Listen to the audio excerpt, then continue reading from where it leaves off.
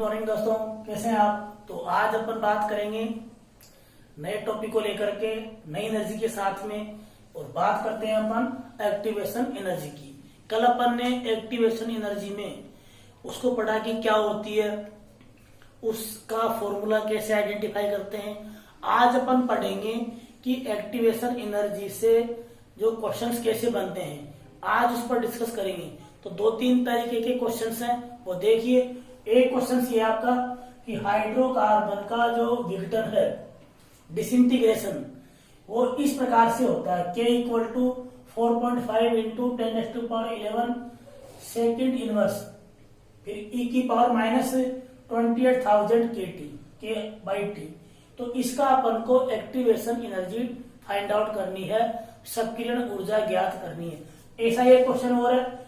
H2O2 का जो विघटन है वो फर्स्ट ऑर्डर रिएक्शंस का, प्रथम कोटि अभिक्रिया का पालन करता है और उसको निम्न समीकरण से होता है। log K equal to 14.34 minus 1.25 10⁻4 K/T। इसका भी अपन को एक्टिवेशन एनर्जी फाइंड आउट करनी है। तो कैसे अपन ऐसे क्वेश्चन को सोल्व करें, दो टाइप के ये है और एक आपको जाएगा टू डिफरेंट टेम्परेचर पर। तो तीन तरीके के मैं क्वेश्चन बताऊंगा आपको, उसी तरीके के पूछते हैं। ये पहले बताया कि कोई भी टॉपिक में किस किस तरीके से क्वेश्चंस पूछ सकते हैं, वो अपन डिस्कस करते हैं। तो देखिए, ये दे रखा आपको। अब अपन ने स्टार्टिंग में देखिए, स्टार्टिंग में अपन ने पढ़ा था कि आरएनएस इक्वेशन होती है K equal to AE minus EA upon power में EA अपॉन RT। तो इस इक्वेशन का इस इक्वेशन से, क्वेश्चन की इक्वेशन से कंपेयर करें अपन, इसका इससे कंपेयर करें। तो देखिए, ये तो अपने इक्वेशन होगी आरएनएस इक्वेशन, आरएनएस समीकरण, और इसको नंबर डाल दें अपन 1।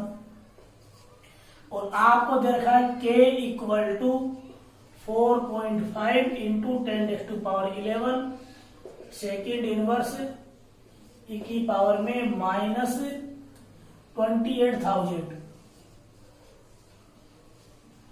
K/T। इक्वेशन 2 इन दोनों में कंपेयर करें तो कैसे, तो K इक्वल हो गया, A इक्वल टू ये हो जाएगा और E की पावर ये माइनस 28,000 K/T इक्वल टू ये हो जाएगा। तो अपन कंपेयर करें कि समीकरण 1 व 2 में तुलना करने पर, यानी कंपेयर किया अपन ने, तुलना करने पर, तो ये इक्वल टू ये हो जाएगा, A इक्वल टू ये हो जाएगा और E इक्वल टू ये हो जाएगा। और अपन को EA ही ज्ञात करना है। तो क्या हो जाएगा, देखो, माइनस इसका ले अपन माइनस EA अपॉन RT हो जाएगा और इसको ले माइनस 28,000 K/T। अब देखिए आप, T से तो T कैंसिल हो जाएगा, माइनस से माइनस कैंसिल हो जाएगा। तो EA इक्वल टू जाएगा 28,000, ये R और ये K, R ऐसे कैसे आ गया, तो 28,000 K, R की वैल्यू होती है 8.314 joule kelvin inverse mole inverse, joule kelvin inverse mole inverse. अब देखिए, ये तो केल्विन और ये केल्विन इनवर्स है, तो ये दोनों आपस में कैंसिल। तो EA इक्वल टू, इसको मल्टीप्लाई करेंगे 28,000 इंटू 8.314, तो जो भी अपना मल्टीप्लाई करने पर आएगा ये जूल और पर मोल। ये अपने इस क्वेश्चन का एक्टिवेशन एनर्जी फाइंड आउट होगी। ऐसे क्वेश्चन आपको एग्जाम में कोई सा भी दे, खासकर ये कॉम्पिटिशन में पूछ लेते हैं आपको, क्योंकि इसमें इजी कैलकुलेशंस होती है और डायरेक्ट बोल देता है ऐसे, इस इक्वेशन में एक्टिवेशन एनर्जी होगी तो ये हो जाएगी 28,000 K इंटू R। तो यहां तक ही पूछता है कॉम्पिटिशन में। बोर्ड एग्जाम में पूरा सोल्व करेंगे अपन। तो आपको ऐसा क्वेश्चन दे तो आप जानते हो कि आरएनएस इक्वेशन होती है K equal to AE minus EA upon RT। तो इस इक्वेशन को अपन ने जो गिवन क्वेश्चन है उससे कंपेयर किया। कंपेयर करने पर देखा अपन ने कि दोनों का K इक्वल टू K हो गया, A इक्वल टू हो जाएगा और E की power minus EA upon RT equal to अपने ये हो जाएगा। तो अपन को यही फाइंड आउट करना है। तो minus E A upon R T ये नीचे जाएगा और ये से हो जाएगा, माइनस से माइनस कैंसिल, टी से टी कैंसिल, तो ई ए इक्वल टू हो जाएगा आपका, ये काट देंगे जो भी कटता है जो, और मल्टीप्लाई करके अपन जहां से आएगा जूल पर मोल में। तो ये पहला इस क्वेश्चन हो गया आपका। दूसरा क्वेश्चन देखिए आप ये वाला कि H2O2 का जो विघटन है फर्स्ट ऑर्डर रिएक्शन का फॉलो करता है, इसमें log के इक्वल टू ये है। तो आपको तीन बताए थे मैंने फॉर्मूले, एक ये था, एक ln के वाला, एक log के वाला। तो देखिए यहां लिखेंगे हम जानते हैं कि, अपन ने पढ़ा था log के equal to log a minus E A upon 2.303 RT, ये अपन जानते हैं। अब इस इक्वेशन की जो गिवन क्वेश्चन में इक्वेशन है उससे कंपेयर करें अपन, और ये प्रश्न के अनुसार log के इक्वल टू 14.34 माइनस 1.25 इंटू 10⁴ के ऑब्लिक टी। अब देखो यहां कंपेयर करेंगे अपन, ये इक्वेशन फर्स्ट दे दीजिए, इक्वेशन सेकंड दे दीजिए। अब देखिए अपन कैसे कंपेयर करेंगे। तो कंपेयर करने के बाद अपना जो आंसर आएगा देखते हैं वो, उससे अपने एक्टिवेशन एनर्जी फाइंड आउट हो जाएगा। तो यहां पे लिखेंगे समीकरण 1 व 2 में तुलना करने पर, तो देखिए log के इक्वल टू log के हो जाएगा, log a इक्वल टू ये हो जाएगा, और minus E A upon 2.303 RT equal to अपने ये हो जाएगा। तो minus E A upon 2.303 RT equal to अपना हो जाएगा ये माइनस के 1.25 इंटू 10⁴ के अपॉन टी। तो उसी की तरह क्वेश्चन है ये, पहले वाले की तरह, माइनस से माइनस कैंसिल, टी से टी कैंसिल। तो ई ए इक्वल टू क्या हो जाएगा, ये मल्टीप्लाई कर देंगे 1.25 इंटू 10⁴ इंटू के इंटू 2.303 इंटू आर। तो देखिए आप 1.25 इंटू 10⁴ के 2.303, आर की value 8.314 joule kelvin inverse mole inverse. तो यहां भी अपने के से के इनवर्स कैंसिल, तो ई ए इक्वल टू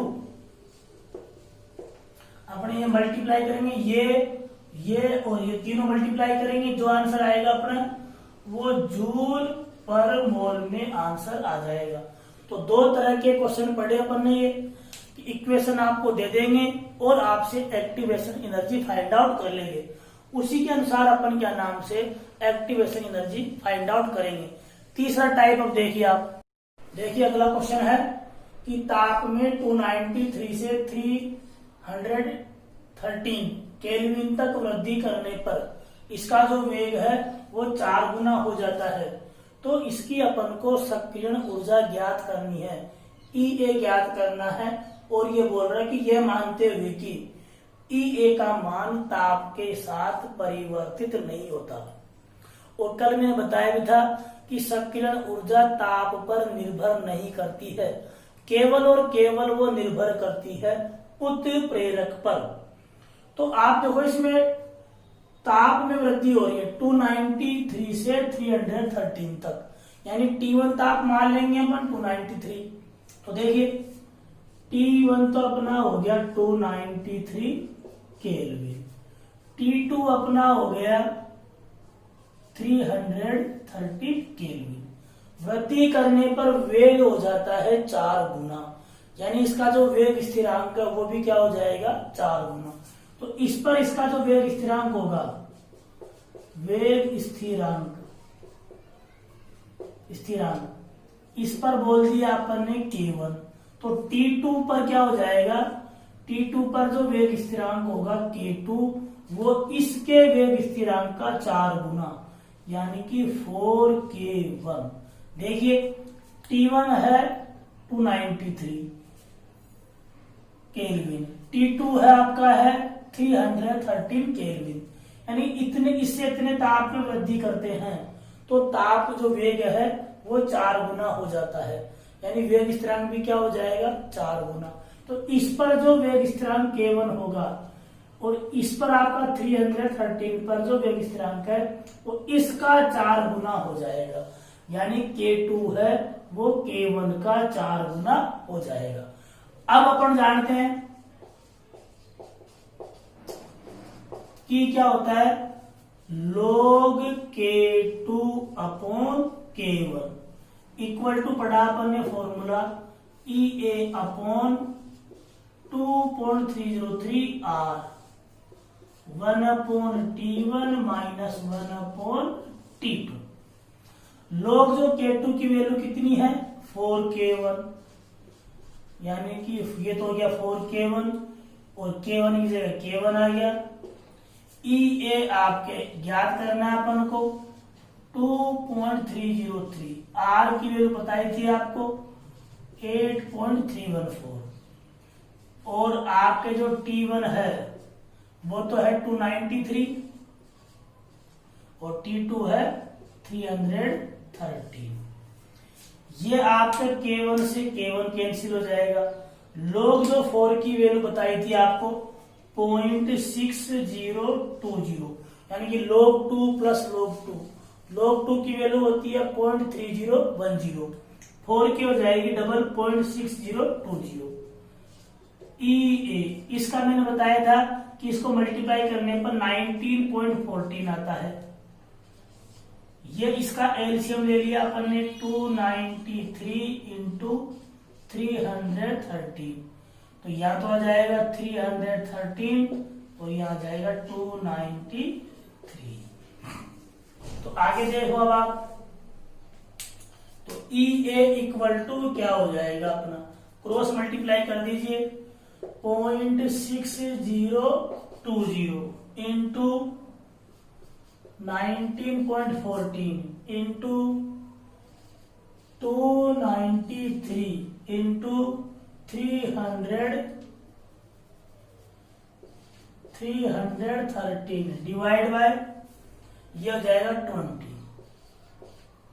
तो इसको अपन सोल्व करेंगे, जो भी आएगा अपने जूल पर मोल में, क्योंकि R की वैल्यू क्या, ये कांस्टेंट R की वैल्यू होती है जूल पर मोल, ये ऊपर आएगा जूल पर मोल, तो आंसर आएगा अपने जूल पर मोल में। तो ये अपन क्या नाम से एक्टिवेशन एनर्जी इस प्रकार से हम ज्ञात कर सकते हैं। अगर सपोज करो इसी क्वेश्चन में ऐसा होता 293 केल्विन पर वेग स्थिरांक दे दे आपको, जो भी है K1 की वैल्यू दे दे, 313 पर वेग स्थिरांक ये है तो K2 की वैल्यू हो जाती, और आपको बताया था कि T2 is greater than T1, तो K2 K1 की जगह K1 रखते और K2 की जगह K2 रखते और फिर अपन ऐसे सोल्व कर लेते। तो इसमें दो तरह के बन जाते हैं क्वेश्चन आपके, T1 ताप पर वेग स्थिरांक दे, T2 ताप पर वेग स्थिरांक दे, दोनों की वैल्यू पुट करिए और फिर क्या नाम से अपन उस प्रकार से सक्रियण ऊर्जा आसानी से ज्ञात कर सकते हैं। तो ये 2-3 तरह के क्वेश्चन बन गए। एक उत्प्रेरक का और है कि उत्प्रेरक की उपस्थिति में सक्रियण ऊर्जा किस प्रकार से ज्ञात करते हैं। हालांकि वो थ्योरी है जो आपके बुक्स में नहीं है, बोर्ड एग्जाम में नहीं है, लेकिन कॉम्पिटिशन के लिहाज से उसका पहले थोड़ा पढ़ेंगे अपन कि सक्रियण ऊर्जा जो है उत्प्रेरक से किस प्रकार से प्रभावित होती है। तो देखिए वो कि किस प्रकार से सक्रियण ऊर्जा है उत्प्रेरक से प्रभावित होती है। हाँ जी, देखिए कि उत्प्रेरक जो है सक्रियण ऊर्जा को किस प्रकार से प्रभावित करता है।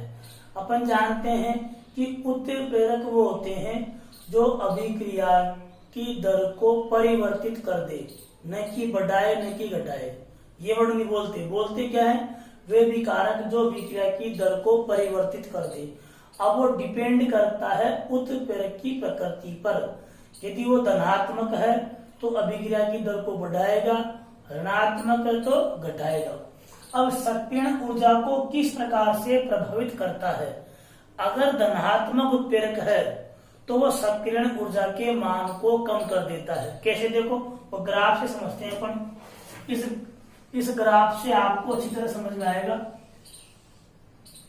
तो देखिए, इधर तो अपन ने लिया अभिक्रिया की गति, अभिक्रिया प्रोग्रेस यानी गति।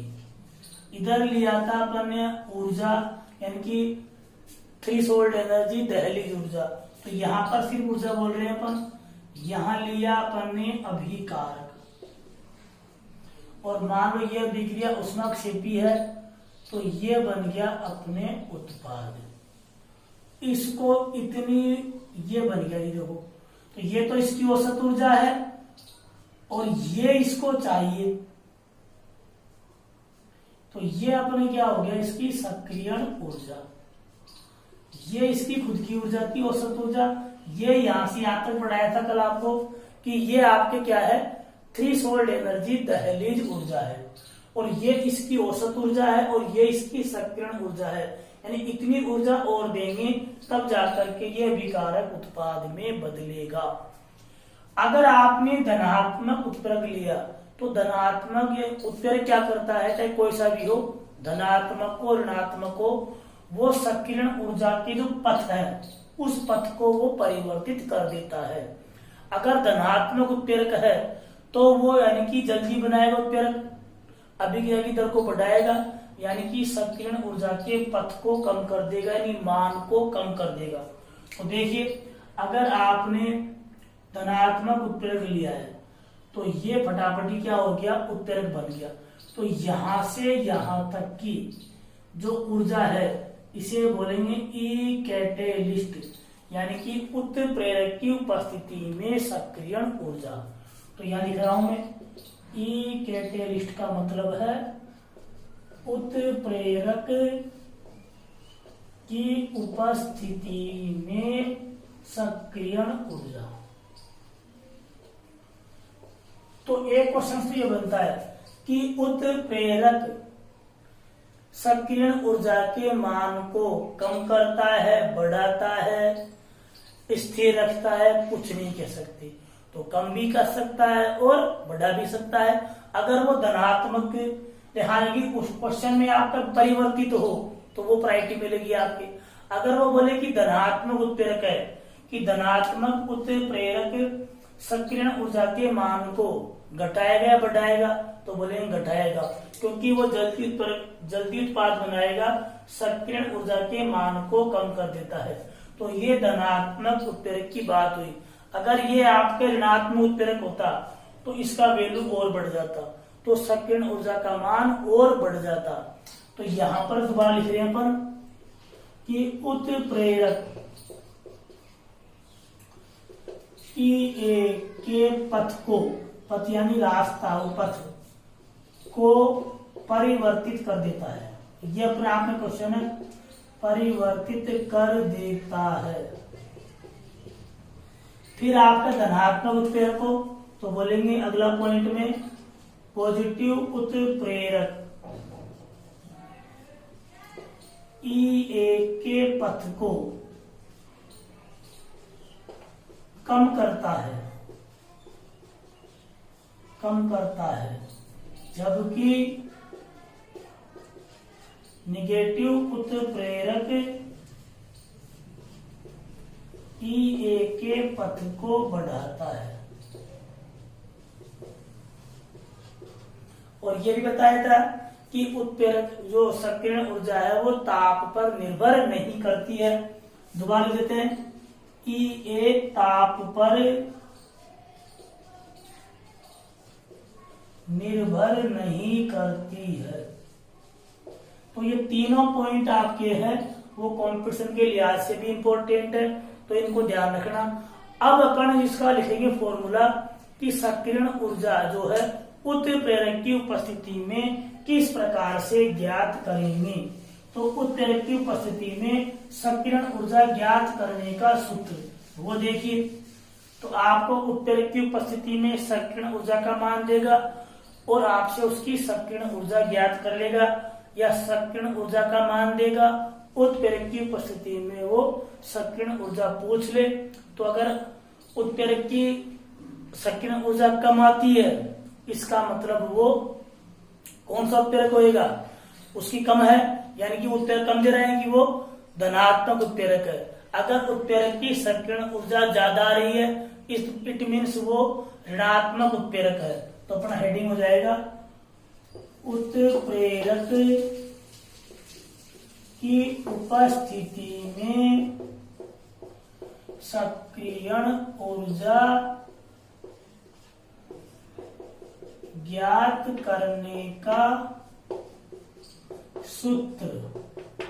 तो इसका सूत्र क्या होता है, देखो यह log K कैटेलिस्ट मतलब उत्प्रेरक अपॉन होता है K बराबर EA minus E catalyst upon 2.303 RT। तो इस फॉर्मूले से हम सक्रियण ऊर्जा ज्ञात कर सकते हैं।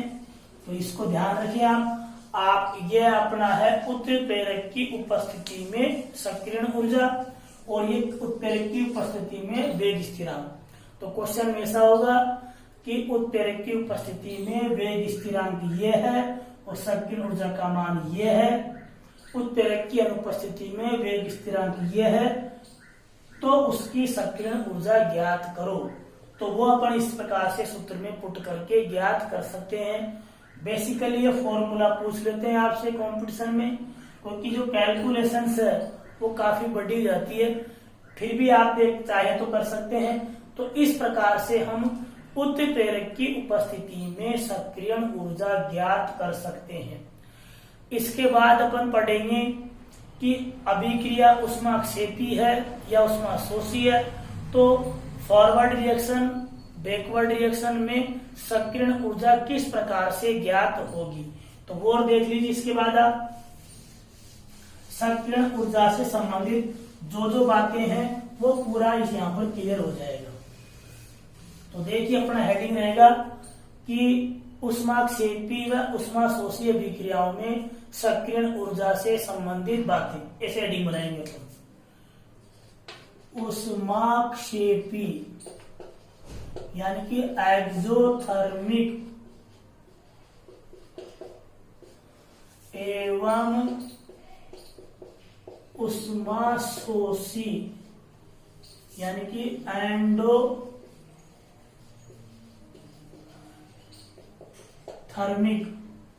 अभिक्रिया रिएक्शन से संबंधित महत्वपूर्ण तथ्य, क्योंकि ये भी आपके कंपटीशन में पूछेगा, बोर्ड एग्जाम में आपके नहीं है। तो देखिए आप कैसे कैसे क्वेश्चन बढ़ते हैं इसमें, उनके बारे में डिस्कस करते हैं। तो देखिए आप, ये अपने अभिक्रिया की गति है, ये इधर लिख दिया अपन ने एनर्जी। ये देखो अभिक्रिया है जो थोड़ा ऊपर रखते हैं इसको, ये अभिक्रिया जो है ये अभिकारक है और ये उत्पाद है। ये अभिक्रिया आपके है ऊष्माक्षेपी, ये अभिक्रिया कौन सी है, ऊष्माक्षेपी। एक ग्राफ और बना रहे हैं यहाँ पर, दोनों का साथ साथ कंपेयर कर लेंगे अपन। यही अभिक्रिया गति इधर हो जाएगी आपकी ऊर्जा, और ऊष्माशोषी अभिक्रिया के लिए ये बढ़ा दिया अपन। ये हो गया आपका उत्पाद, ये हो गया आपका अभिकारक। अब देखिए ये अभिक्रिया कहलाएगी आपके ऊष्माशोषी, यानी जिसमें ऊष्मा का अवशोषण हो। अब देखो इसकी जो सक्रियण ऊर्जा की बात करें इसमें जो संकीर्ण ऊर्जा है वो ये हो जाएगी आपकी EA, इसमें जो संकीर्ण ऊर्जा हो जाएगी ये EA। अब क्वेश्चन देखो कैसे पूछता है। ये तो अभिक्रिया है फॉरवर्ड रिएक्शन यानी कि अग्र अभिक्रिया, तो उसमें ऐसा आएगा ऊष्माक्षेपी अभिक्रिया में एक्सोथर्मिक रिएक्शन में जो अग्र अभिक्रिया की EA है और पश्च अभिक्रिया की EA है, ज्यादा कौन सी होगी? तो मैं देखो इसको EA1 बोल सकता हूं मैं। यहां पर EA1 का मतलब है वो अग्र अभिक्रिया की संकीर्ण ऊर्जा, अग्र अभिक्रिया यानी कि फॉरवर्ड रिएक्शन की EA, और इसको मैं बोल दूं आपके यहां से यहां तक कि ये, इसको बोल दिया मैंने EA2। EA2 है पश्च अभिक्रिया यानी बैकवर्ड रिएक्शन की EA, या भी देखो ऐसे बोल सकते हैं इसको अपन, इसको EA1 बोल दिया और यहां से यहां तक ये हो जाएगा EA2। तो यहां भी EA1 है अग्र अभिक्रिया यानी फॉरवर्ड रिएक्शन की EA। EA2 यह है पश्च अभिक्रिया यानी बैकवर्ड रिएक्शन की EA। अब आपसे पूछे कि ऊष्माक्षेपी अभिक्रिया में होता है EA1 is greater than EA2 या EA2 ग्रेटर देन EA1, या दोनों इक्वल होते हैं या कुछ नहीं कह सकते। ऐसा आपसे कंपटीशन में क्वेश्चन पूछ सकता है। तो देखिए ऊष्माक्षेपी अभिक्रिया में क्या होती है, ऊर्जा निकलती है, यानी कि जो ये रिएक्टेंट है प्रोडक्ट है, प्रोडक्ट की एनर्जी क्या होती है ज्यादा।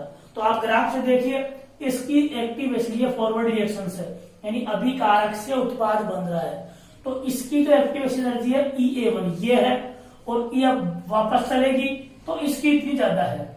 इसका मतलब ऊष्माक्षेपी अभिक्रियाओं में EA2 is greater than EA1, यानी कि बैकवर्ड रिएक्शन की संकीर्ण ऊर्जा है वो जो फॉरवर्ड रिएक्शन से क्या है ज्यादा है।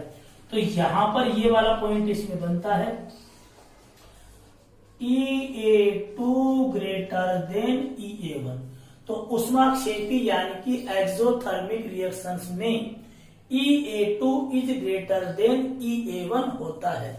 इधर देखिए ऊष्माशोषी यानी एंडोथर्मिक रिएक्शंस में EA इसकी इतनी है और ये वापस यानी कि उत्पाद से अपन अभिकारक बनाए तो केवल इसे इतनी सी की ऊर्जा की आवश्यकता होगी, यानी कि एंडोथर्मिक रिएक्शन में EA2 is greater than EA1। तो यहां पर अपना हो जाएगा EA2 greater than EA1 greater than EA2। ये वाली इसमें ज्यादा है, ये वाली कम है।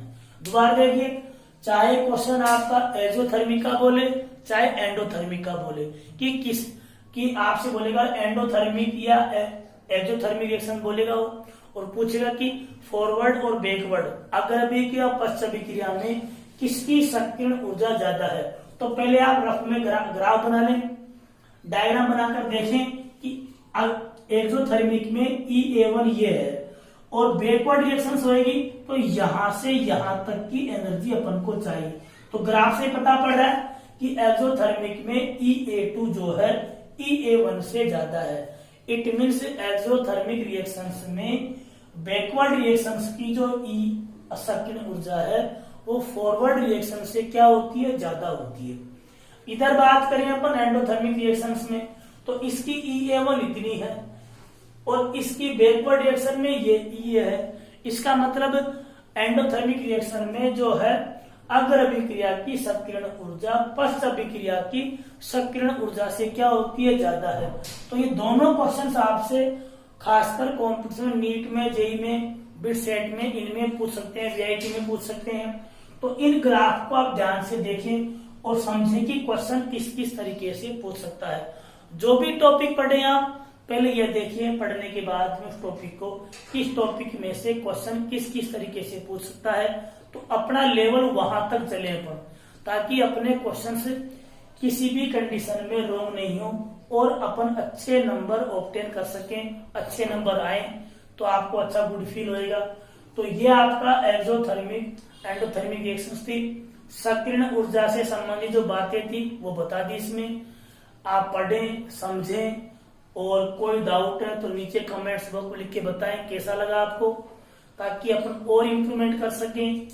ये क्लास आपके लिए ही है, इसको लाइक करें, सब्सक्राइब करें, अपने दोस्तों में शेयर करें, ताकि सभी को अच्छी नॉलेज जो है घर बैठे प्राप्त हो सके।